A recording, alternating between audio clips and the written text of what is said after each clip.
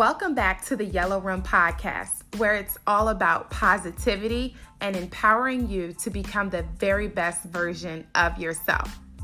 I'm Nika, the host of this podcast, and I'm so ecstatic that you tuned in for yet another powerful topic intended to empower you.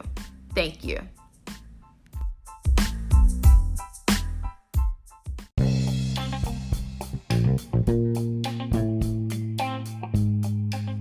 Hello, Yellow Room family. Today's episode was brought to you by Anchor. I chose Anchor as my podcast host because it is, in fact, the easiest way to make a podcast. Anchor gives me everything I need in one place for free, which you can use right from your phone or computer.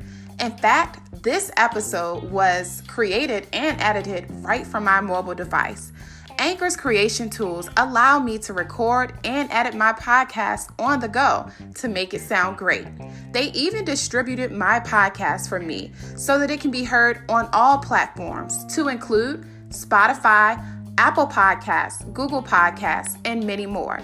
You can easily make money from your podcast with no minimum listenership. For more information, download the Anchor app or go to anchor.fm to get started.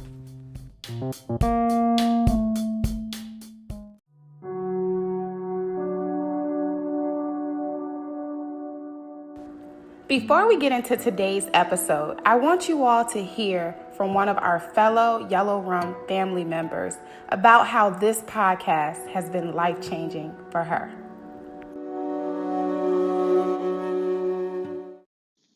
I look forward to my weekly dose of the Yellow Room podcast religiously. Nika reminds me of just how powerful it is to be a woman, and her message always motivates me to push towards my highest potential. I highly recommend tuning into this podcast. It'll change your perspective and it'll change your life. Hello, Yellow Room family. Today we have a special guest, Miss Charbria Shine. She is the creator of the Single and Satisfied movement and author of Single and Satisfied, the Single Woman's Guide to Fulfillment. She has a message that every single woman needs to hear. Her goal is to teach singles how to maximize their single season. Now, as a newlywed, she continues to encourage women not to settle for less than God's best for their lives. The Yellow Room family, we are all excited to have you here today for today's episode.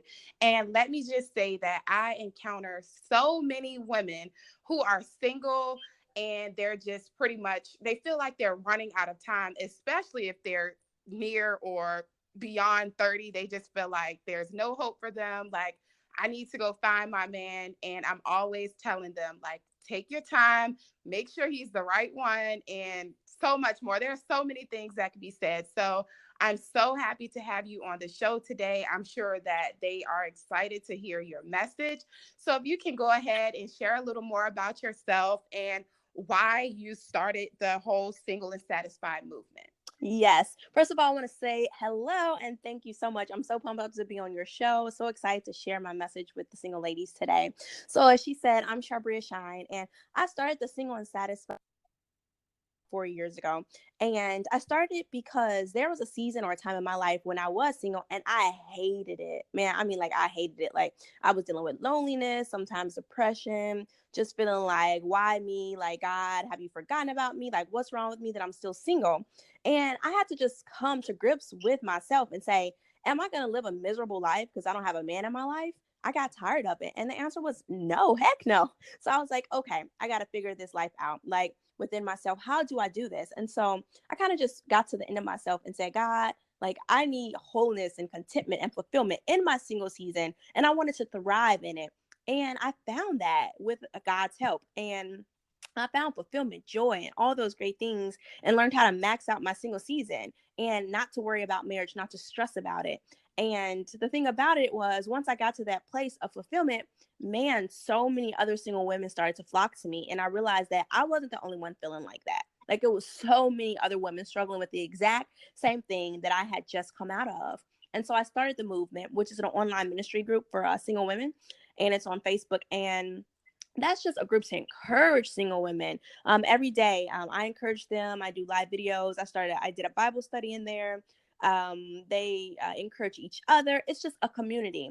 And I always tell single women, find your tribe. So I encourage them to go on there and say, hey, I live in Charlotte. What other single ladies live in Charlotte? Let's hook up. Let's hang out. Let's get to know each other. Because we weren't meant to do this thing alone. And just because, a woman is single doesn't mean she has to be alone. Like, God doesn't intend for us to just be lonely and live isolated lives. And so that's why I started the movement. And I love it. I love to see single women uniting, grabbing each other, linking up and just saying, we're going to do life. We're going to live our best life. And we're not going to settle for less than God's best for our life. So that's why I started the movement. Amen to that. I'm pretty sure that a lot of my listeners can benefit from that online group. But towards the end, we'll go ahead and share how they can join and partner with you on some other things. But that is absolutely amazing. Thank you. That's so amazing. And I just can think of so many people who need that, like, especially with social media. I feel like time after time, like, you get on social media, you see this person is engaged, you see this person is getting married. Oh, girl, yes, and yes. People are just like, wow, like, God, you're doing it for them, but what about me? It's like always this, why me, Yeah. and people just throw themselves a pity party. But I won't even go down the pathway of, just because that's what they're showing, that doesn't mean that, that isn't necessarily their reality, because you can be married or you could be in a relationship and still feel single and alone. So I feel like a lot of people, they show their highlight reel, but you don't know what's going on behind closed doors.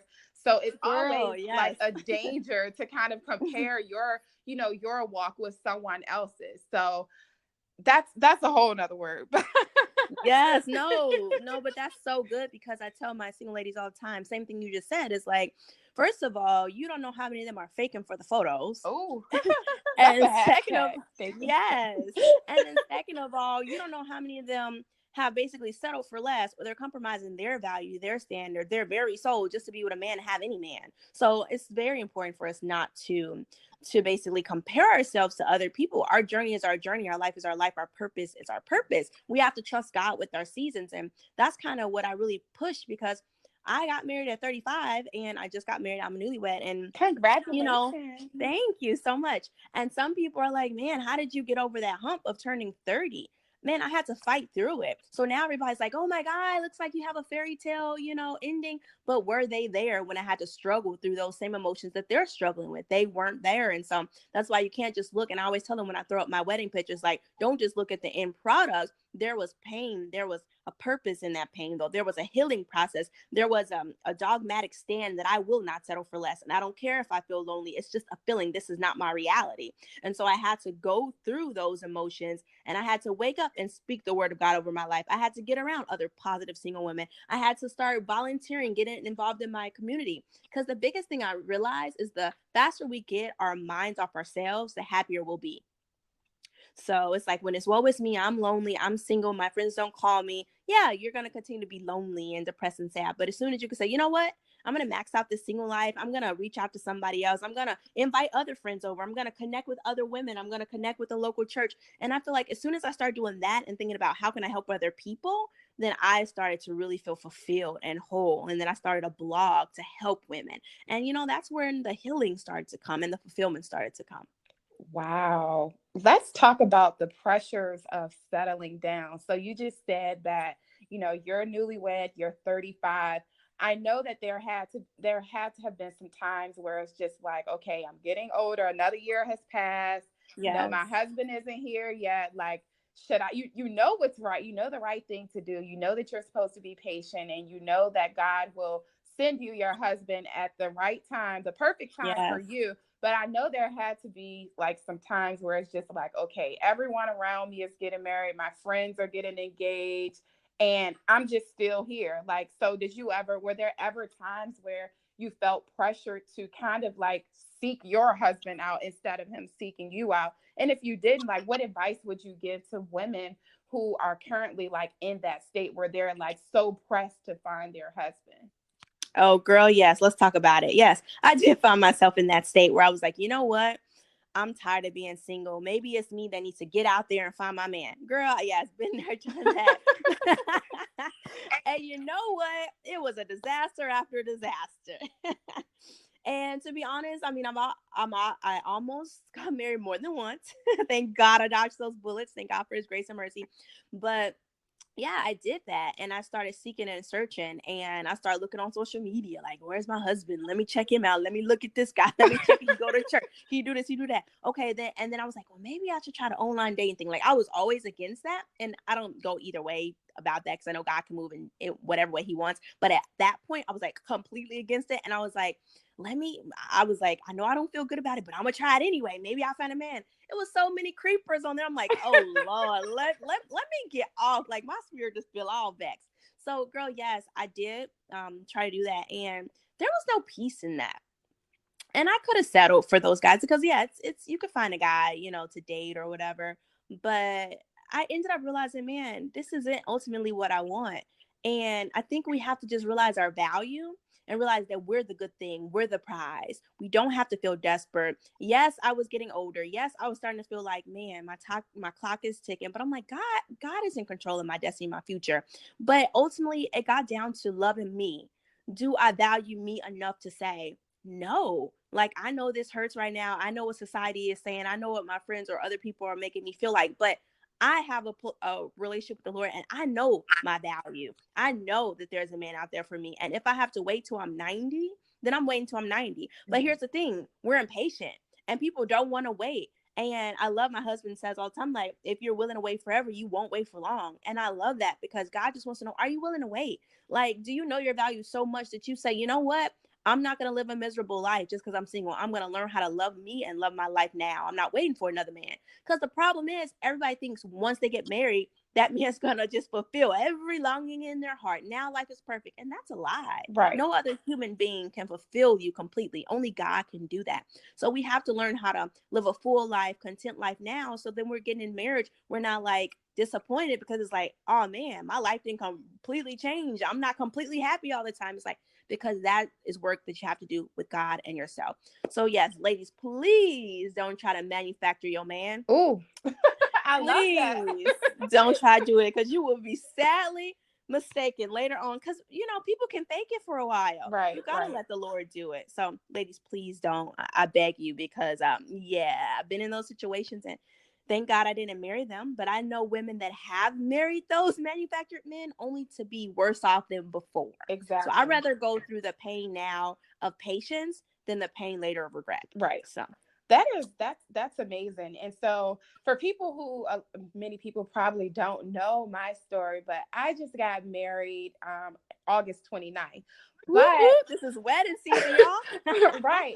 But people they're like, "Oh, like y'all are this, y'all are that." But some people may know, but we've been engaged twice. And the first Okay. time we got engaged, we had to work through a lot of things. And we had booked a venue for our wedding. We paid some deposits. We had set a date. We sent out save the dates. We had like bachelorette and bachelor celebrations planned, bridal showers, all of this. But I just knew, like, deep down in my heart, that it was not time. Like, there were things that we had to work on individually before we could come together as one. Did I Yeah. feel like embarrassed and kind of humiliated, like having to tell my family and friends, like, hey, we're calling Yeah. off the wedding, or even the thought of like losing out on money, because you can't get most of that money back. No. And so Right. my biggest thing was, okay, yeah, we may lose out on a couple of $1,000s, but my happiness, our own happiness, and our satisfaction, that matters most. And that's like, Yes. that doesn't have a price tag on it. Like, it's priceless. And so we had to walk away from each other for a while and, kind of work on things on our own. And I just told God, hey, if it's meant to be, it will be. If it's not, then I wish him the best and I wish him happiness. Thankfully, we ended up back together after some time apart. But it's like we had to both be honest with ourselves that we were not ready for marriage just yet. And so Yeah. I think a lot of people are just like trying to rush to the altar, and they're thinking that, and let me not even get on the red flags. Like, we knew that Oh God. we Yes. knew that there Yes. was red flags, and like, we just couldn't ignore them. Like, I know for me, a lot of women in my family and men, like, divorce is kind of like a standard. And I knew for me, I'm just like, I want to be one and done. I want to do it right the first Yes. time. And so I Yes. don't want to ignore these red flags and then they come up and there's explosions later on that we just can't work through. And so I Yeah. think that a lot of people are like trying to rush and rush and rush, but Yeah. marriage matters. It's not something that should be taken lightly. And you definitely don't want to waste all of this money on the wrong person, you know? Yes. Yes. So, That's so good because, man, I have a similar story. I was almost married. I said it more than once, but this particular situation, we were like a month away from our wedding. oh, wow. So you talk about losing out on money, girl. I feel you. We lost out on everything, and we didn't end up marrying each other. But oh, girl, I was devastated. So I feel you. I was humiliated. But the thing about it was, I'm so proud of myself that I did that, because a lot of people wouldn't have done that. They Mm-mm. would have said, you know what? We got all this. We came too far. You ain't never come too far. If the Lord tell you or show you something, you better run. Right. He's trying to save your life, and so that's amazing that you guys were able to do that and be mature about it, and then God restored it. And I think either way it goes, whether God restores it or God says no, this is just not the one, I think we have to be mature enough to listen, because he's not trying to withhold anything from us. He loves us. He's trying to protect us. Right. So that's great. I love your story. Right. Well, thank you. Let's talk about, and I know so many people can relate, people who are currently in relationships who Yes. are settling, like they know that it's toxic, there's that sexual relationship there, or Yes. even if they aren't in a relationship, they just have sex partners, like, Yes. Yeah. but they're choosing to stay in those situations because they're afraid of being lonely or Hmm. alone. What advice do you have to give to them? Man, I just think sometimes when we stay in that, we're prolonging our promise. Like, I feel like for me, and I know everybody's story is different, but for me, my husband was very intentional, very serious, and has a real relationship with the Lord. So if I would have had randoms around me, he wouldn't even looked a second what time at my way. He would have been like, okay, yeah, no, she's not serious, and kept it moving.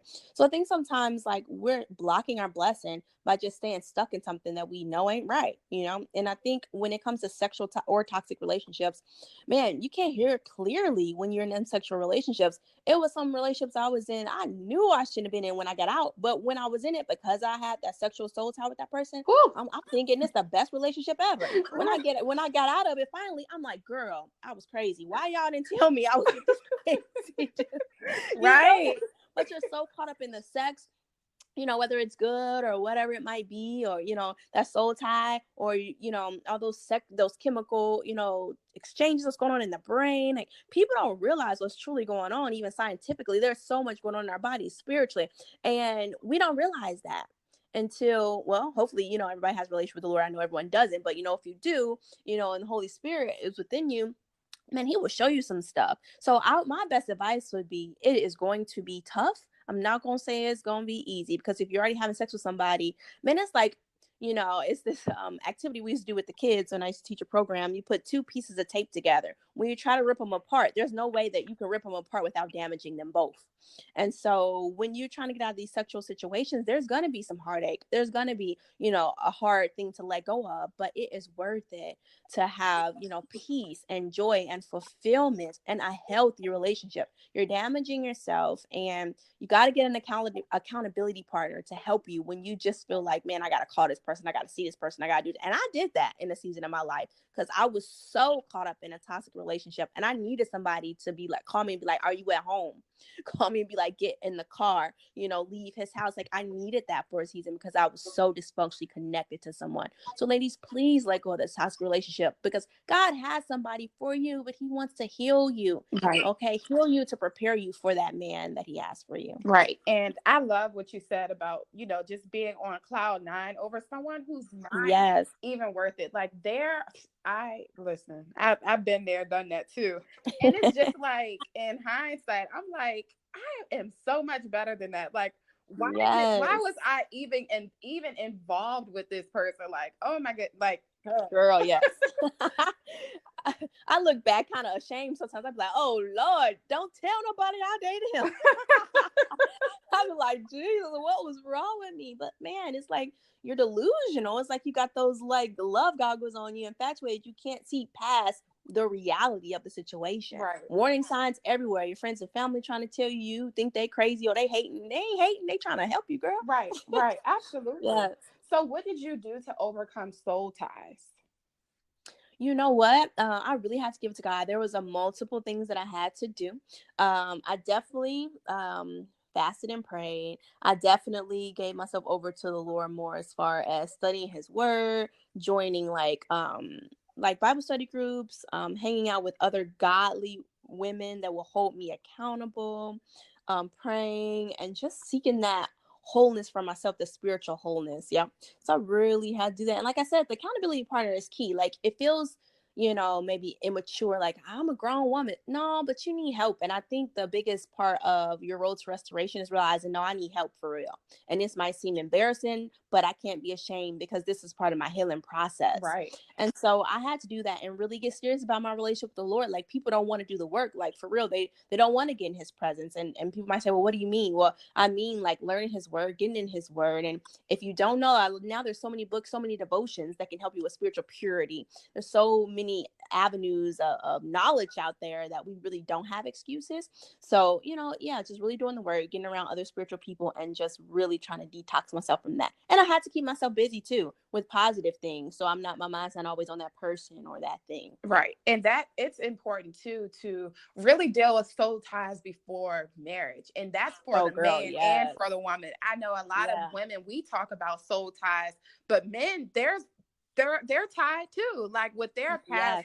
toxic relationships and sexual relationships. So it's very important that you deal with even if you are engaged right now and both of you all have had sexual relationships with other people, that's something that you all need to talk about, because if it's Yeah. not dealt with beforehand, it's going to show up somehow, some way in your marriage. And Yes. that's marriage is a sacred covenant. You don't want any past relationships or interactions or anything like that to kind of show up, because the devil, like he plots on marriages, like, Girl, yeah. girl, especially if Yes. God is in the center of it. Like that's a threat to him. So he's going to plot any type of way that he can to kind of get in the middle of what God has brought together. So it's very important that you deal with those things. And it's important to not hop from person to person. I know I Yes. heard someone recently say the best way to get over a man is to get under another. Like that is Girl, absolutely yes. insane. Like, no, like that, you're Yes. damaging yourself. Like, don't do it, because guess what? Just because you get under another, that other one, like you're still tied. There's still a soul tie there. Like Yeah. that's not the answer. That's not how you get towards healing. And honestly, you can't pray to God for a man if you're a husband, if you're doing that. Like you're not ready. Yeah. That's so good you said that, because I kind of talk about that in my book where I talk about rebounding. And I say that exact same quote: the best way to get over a man is to get under a new man. And that's such a lie and such a deceitfulness from the enemy, a trick of the enemy. Because to me, it's like this, like you're not healing. And I say it in my book, you're putting a band-aid over a bullet hole, and your soul and everything is just all festered and messed up, and your heart underneath that. And one thing that me and my husband did do, and I did this before I got married, because I was abstinent for almost a decade. So I made Wow. sure I dealt with soul ties and things like that, because that was a big thing that I knew I needed to get rid of. But when we started courting, we dealt with that in our marriage, and we had to denounce those things. And so what we did, as the word lets us know, there's power in the tongue, baby, life and death in the power of the tongue. So it tells us like we can decree a thing and it can be established. So we just denounced it. We just prayed unto the Lord. We just said, God, we denounce every soul tie, every memory of any sexual partner. We denounce it. Like I didn't want to remember anything. I wanted it to be like I was a virgin, because my husband deserved that. And honestly, my husband was a virgin. So I'm like, okay, well, he deserves that. And even if it's not, the Lord can purify, and make it like new. Like seriously, you're talking about, and I'm gonna be a little graphic, but I'm real. I keep it real. Like on Right. our wedding night, I mean, it was like he really broke my hymen. Like I was bleeding, and we prayed for that. So Wow. for me, I'm the type of person that I'm like, don't tell me what God can't do, because I'm a living witness that he can do whatever you believe him to do if it's according to his word, if you can get a scripture to grab out of his word that can back it up. And I love that. So yeah, I would just tell that single woman, like, just go to the Lord and say, Lord, heal me of soul ties. I denounce all soul ties, all memories of sexual partners, all toxic relationships, all residuals of whatever. You like, you can really just go to the Lord, decree a thing, let it be established, and God will wipe that stuff out. Like, it wasn't even a thought when we got married, and it was so beautiful. I'm so grateful to the Lord how he did it. Wow. That is that I'm like, I have chills. That is that is beautiful. Like Thank that you. is All glory to God. It's God. Ain't nothing else. so you were abstinent for 10 years, Yep. almost 10 years. Yeah. Wow. That's amazing. That's amazing. That's amazing. That's ladies, listen, if she can do it, you can do it too. Yes. Yes. Now, why do you think that it's important for single women to really discover and love themselves? I know you kind of touched on, Yeah. manufacturing that man and really Yes. Yes. expecting Yes. him to fill those empty voids in you, but that's Yes. something that you have to work towards beforehand, Yeah. and that really, bottom line, it comes from loving yourself first. Yeah. Man, I love that question because I'm so huge on self love, especially on my blog. But yeah, first and foremost, how can you know if a partner is good for you if you don't know you? Woo. Like, how in the world can you say this is a good match for me if you truly don't know yourself? We're always evolving, we're always growing, and obviously that's a great thing. We should. But if I don't know myself, I don't know what I like, what I dislike, my tendencies, my weak areas that I need to work on.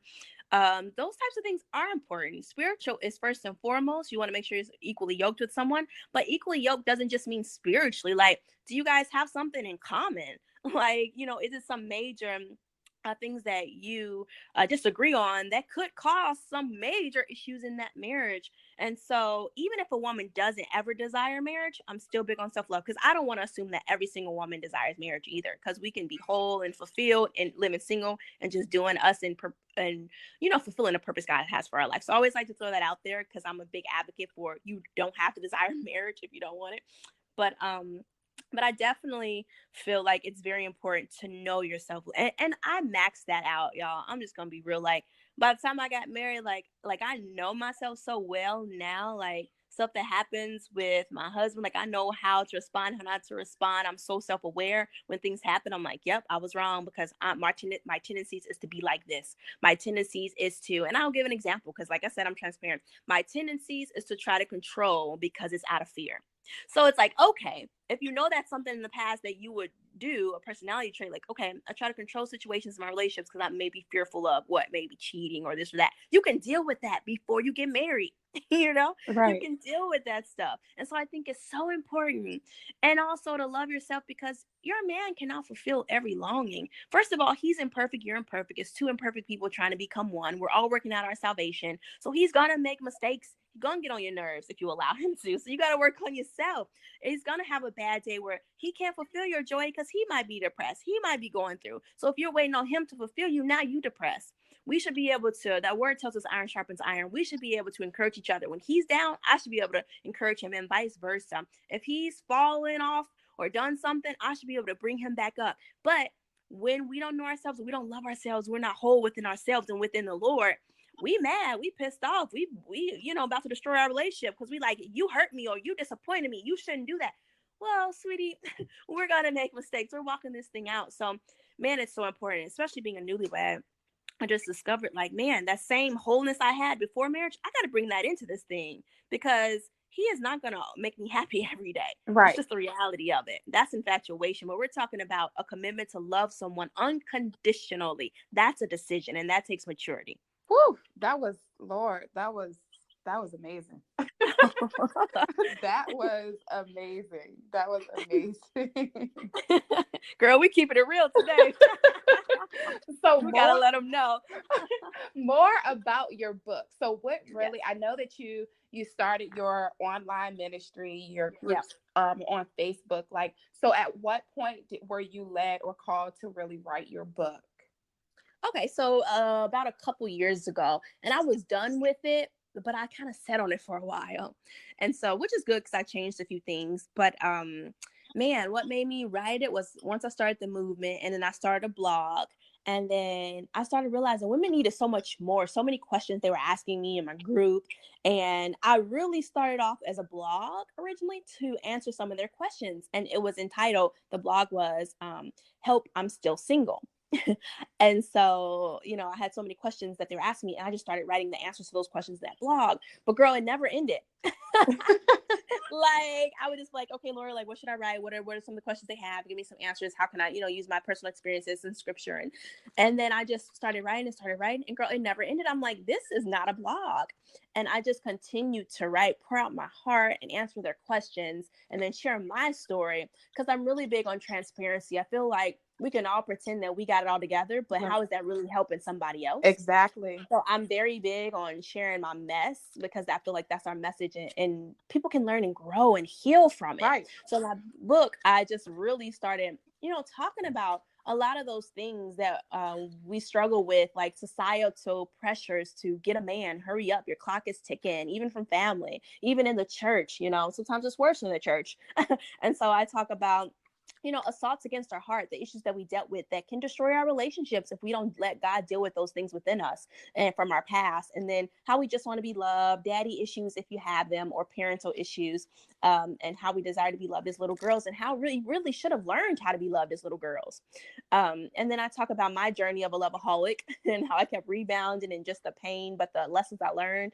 And then I talk about restoration, because some women want to know, like, okay, you found restoration, you got to healing. How? I feel like it's easier said than done. We could say all these beautiful things, but people need to know how. And somebody needs to, link arms with that woman and say, okay, these are the steps that I went through. This is how, you can set yourself up for healing and for restoration from your past. Then I talk about putting on your crown, like self-love, and how to love yourself and find fulfillment in that single season, but it's essential for life. So I talk about that, girl, and I talk about sex. I feel like we got to talk about sex. Yes, yes, yes. Yes, to talk about sex, pornography, masturbation. Like, I break it down, I talk about it, the things we run to when we're lonely. Then I talk about how to wait for our king, but not wait.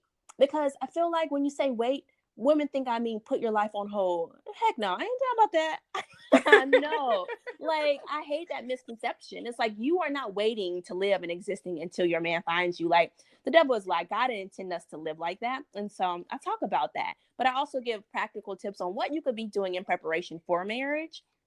And then my concept of dating Jesus. Like, I know that sounds like a crazy concept, but it really helps me in my single years. Like, I would come up with this concept, and every year I do a Valentine's Day singles challenge, and we would have a date night with Jesus.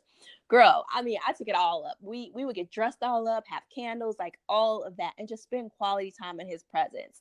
And I love that concept. So that chapter is just talking about how to cultivate that relationship with the Lord.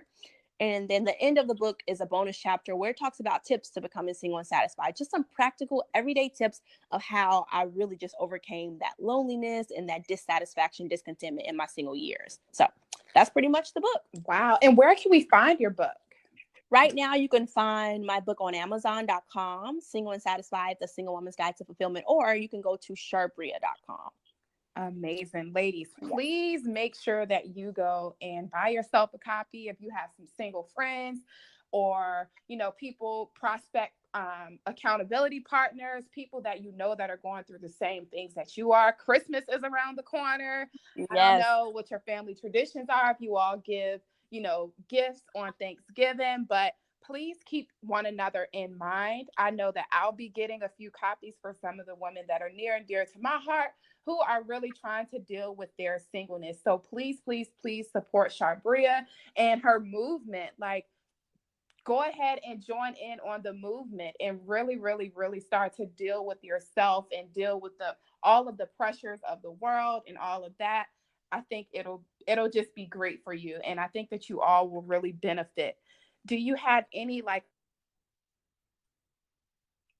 of advice for any of the single women today? Sure. I would definitely say find your tribe, ladies. You can have such a full, like, exciting single life.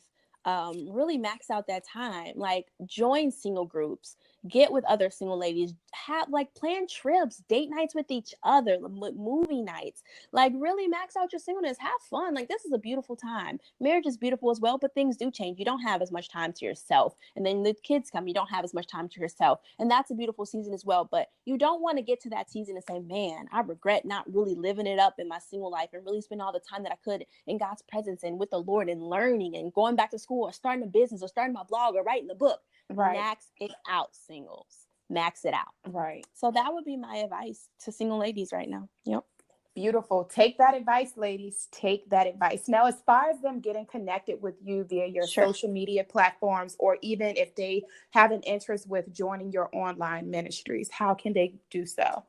Sure. If you're interested in blogs or just keeping up with me, you can go to charbria.com. And my focus on there is faith, love, self-love. So I do talk about a lot about relationships, dating, faith in God, and then self-love, loving ourselves. You can go to Single and Satisfied on Facebook, join our closed Facebook group. You also can go on all social media. I'm Charbria Shine on all social media. And YouTube, you can go to Charbria Shine. I do a lot of videos on there. So same topics, faith, love, self-love. And I deal with a lot of things for all women, but I do target single women as well in there. Yep. Beautiful. Yeah. Well, and I would love to connect with you ladies. That is so awesome. My heart is really just to encourage every single lady to just live a fulfilled, exciting life. Wow. That is beautiful. Thank you so much. Like, thank you for just being you. Like, that's absolutely beautiful how you turn your pain into purpose, and you're just walking it out, and you're really trying to transform other women's lives. That's a blessing in itself. But I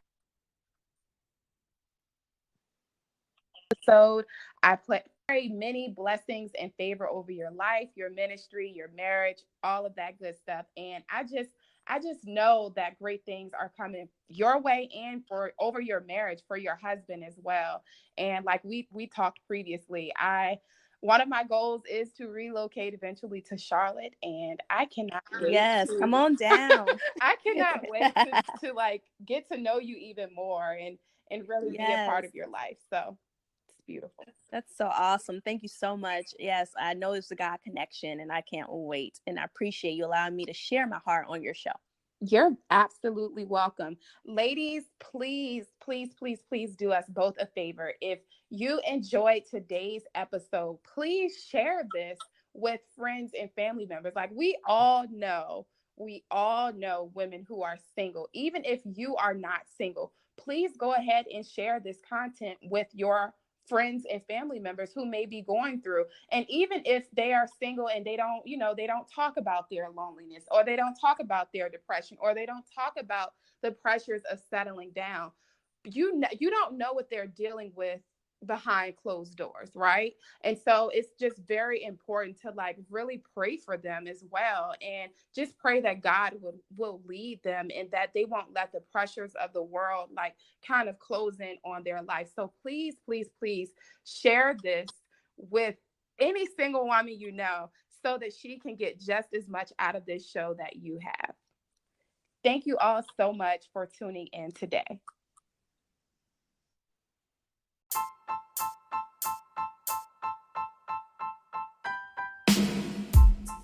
Thank you so much for tuning in for another episode.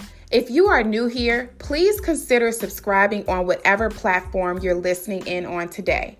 Leave me a rating, leave me a review, comment, whatever you feel that you want to do. If you already consider yourself a part of the Yellow Room family, please consider making a small monthly donation to sustain and contribute to my growing platform. No amount is too small. Donations can be made at anchor.fm/theyellowroom/support. If you are unable to, I still love you just the same. You can still support me by listening, sharing, and providing feedback. I thank you all so much, and I appreciate your continued listenership. Thank you.